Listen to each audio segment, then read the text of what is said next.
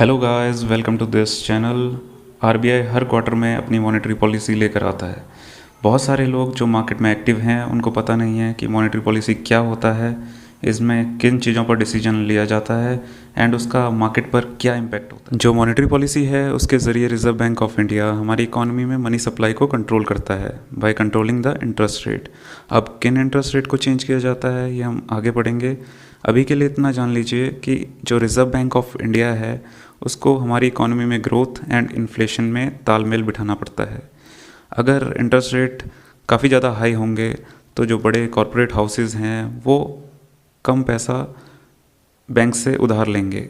अगर कम पैसा उधार लेंगे तो उनकी ग्रोथ नहीं होगी। अगर उनकी ग्रोथ नहीं होगी तो इकोनॉमी में स्लो डाउन आएगा।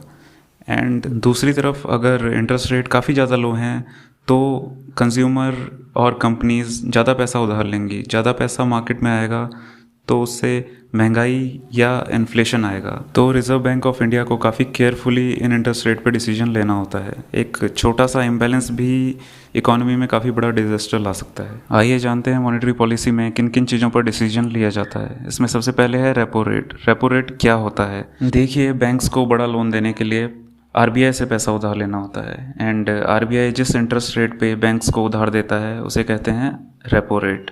अगर रेपो रेट हाई होगा तो कॉस्ट ऑफ बोरोइंग हाई होगी, तो जो कंपनीज जो बैंक से पैसा उधार ले रही हैं वो कम पैसा उधार लेंगी एंड कंपनीज में ग्रोथ कम होगी जिससे इकोनॉमी में स्लो डाउन आएगा। आरबीआई रेपो रेट्स को इंक्रीज़ करे ये मार्केट के लिए नेगेटिव न्यूज़ है। मार्केट इसको बिल्कुल भी लाइक नहीं करता। इसमें जो दूसरा कंपोनेंट है वो है रिवर्स रेपो रेट का। रिवर्स रेपो रेट वो रेट है जिस पे आरबीआई बैंक से पैसे बोरो करता है। देखिए, अगर बैंक ने किसी कंपनी को पैसे उधार दिए हैं तो उसके डिफ़ॉल्ट होने के चांसेस काफ़ी हद तक हैं। बट अगर आरबीआई को वो पैसे दिए हैं तो वापस आने के चांसेस 100% हैं।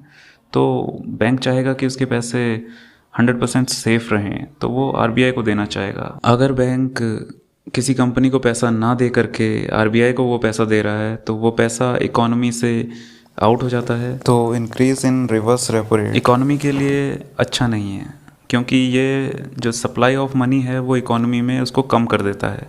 तो जो मार्केट है उसके लिए ये एक नेगेटिव न्यूज़ है। इसमें जो तीसरा कंपोनेंट है वो है कैश रिजर्व रेशियो का।